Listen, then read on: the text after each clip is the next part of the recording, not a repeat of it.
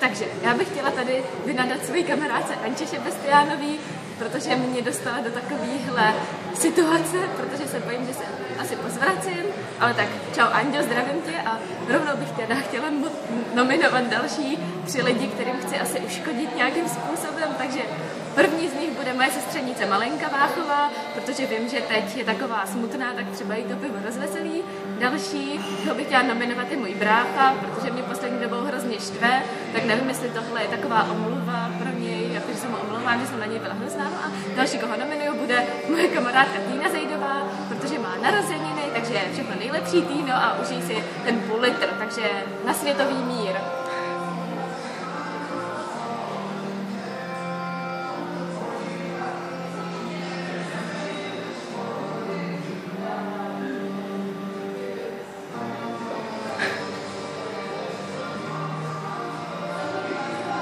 Kurva, ještě, šup.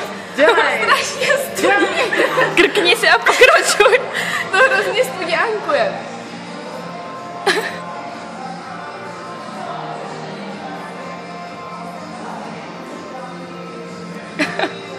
Dělej, Pavlíno. Já jsem tak zloboučka. Můžeš brečet, ale musíš to dopít. Já ne. Ne, já nebudu brečet, já to zvládnu, já jsem už hrozně silná holka. Pojď do toho.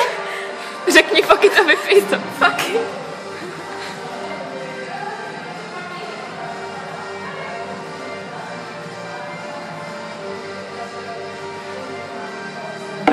Bravo, pocity. Držu, a vypni.